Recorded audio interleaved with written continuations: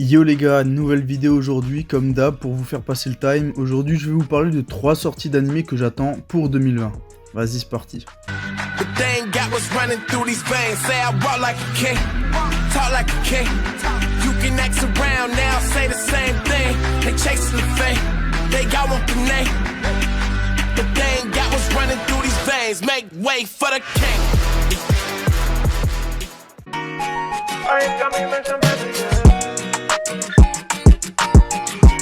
Alors ça c'est probablement une des sorties que j'attends le plus, il s'agit de Burn the Witch.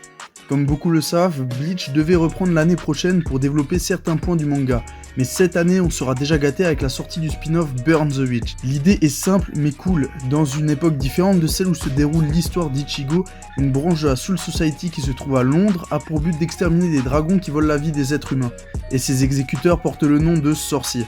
C'est tout con, c'est tout simple, mais juste l'idée d'avoir une ambiance Bleach dans un style anglais londonien me fait bien kiffer. Et faut pas oublier que le souci principal de Bleach, c'est que c'était trop long. Là ça dure le temps d'un spin-off, aucun risque qu'on se retrouve avec ce problème là. Le spin-off quant à lui date de 2018 et fait une 60aine de pages, mais à partir de cet été il aura une parution suivant le rythme de celui d'un manga, donc ça va continuer. Et il y aura aussi un animé qui sortira de la même façon.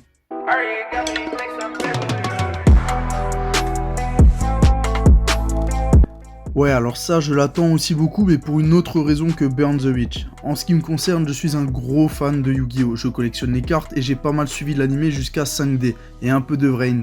Mais je ne suis pas plus fan que ça du Speed Duel. Yu-Gi-Oh! Sevens est censé être l'anime qui fera la promo de Duel Links. Il porte ce nom parce que les disques de duel sont plus courts pour jouer 3 cartes, ce qui lui donne une forme de set.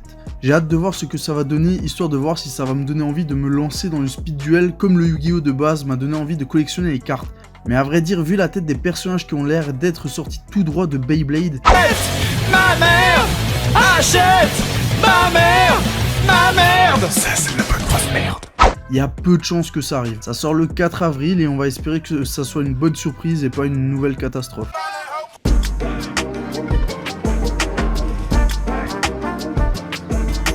Ça rentre dans la catégorie animé où faut éteindre son cerveau pour l'apprécier.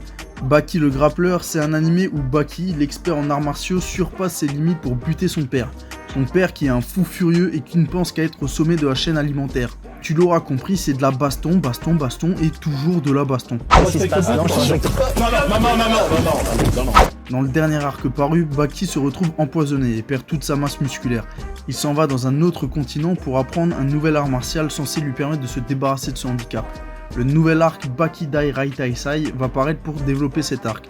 Ça va être archi intéressant de voir comment il va s'en sortir sans son style de combat habituel. Et ça va sortir le 4 juin 2020 et ça promet d'être vraiment cool.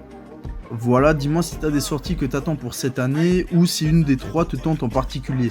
N'hésite pas à liker, partager, t'abonner et d'ici là, prends bien soin de toi et à la prochaine. Ciao.